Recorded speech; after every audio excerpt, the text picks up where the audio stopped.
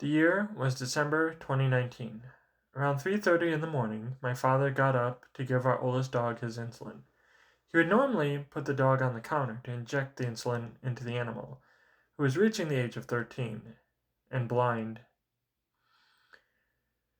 After my dad put the dog back down on the floor, he capped the syringe and went over to the sink to wash his hands. That is when he lost his footing.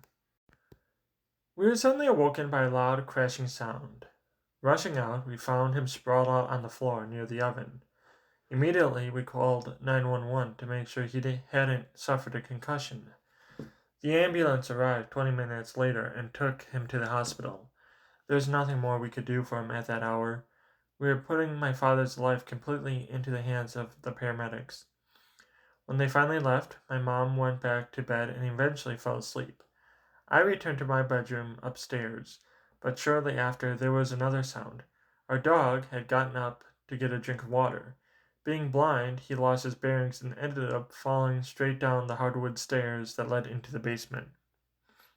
Panicked, I rushed down the stairs and scooped up our dog, carefully checking him over for injuries.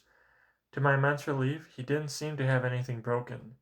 He was a little disorientated from the tumble, but other than that, he was fine. After countless hospital visits and trips to the emergency room, we kept hearing the same thing over and over again. We don't know what's wrong with him. He could have dementia or it could be senility. We refused to accept that he had dementia because he was still perfectly capable of doing things by himself. Little did he know, bulbar ALS would soon be taking its toll. In 2020, I started a certification class at a technical college.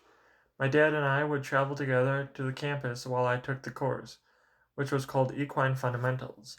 This curriculum, which was designed to help me understand and better care for Bella, and hopefully it would help me land a job working in the equine industry, a passion I had held on to for a very long time.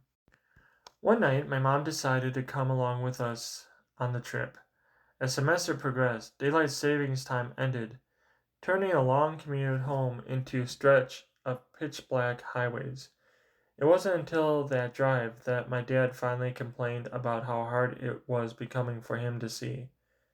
He explained that his vision was getting blurry, almost smoky, making it nearly impossible to read the road signs.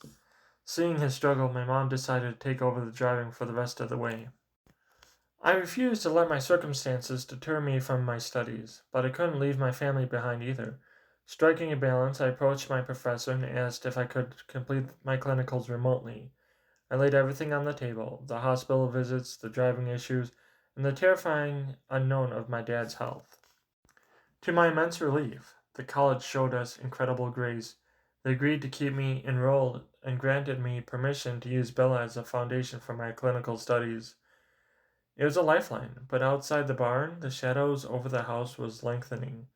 As the weeks ticked by, the illness accelerated. The ALS was consuming my father's strength and body at a rate that left us completely breathless, moving faster than any of us could fully comprehend. Eventually, during one of our hospital visits with a specialist, we received the official realization that my dad was developing dementia stemming from his bulbar ALS. The news hit us like a devastating blow. The progression of the disease was rapidly accelerating at a rate we could not even begin to fathom. By the time I finished my clinicals, my father had to spend weeks in the hospital, trying in vain to regain his strength through physical therapy. It wore him down to the point where he could no longer walk. The disease had chipped away his ability to use his muscles, and soon he was completely wheelchair bound, requiring a feeding tube in his stomach because he could no longer swallow. The illness had completely taken over his body.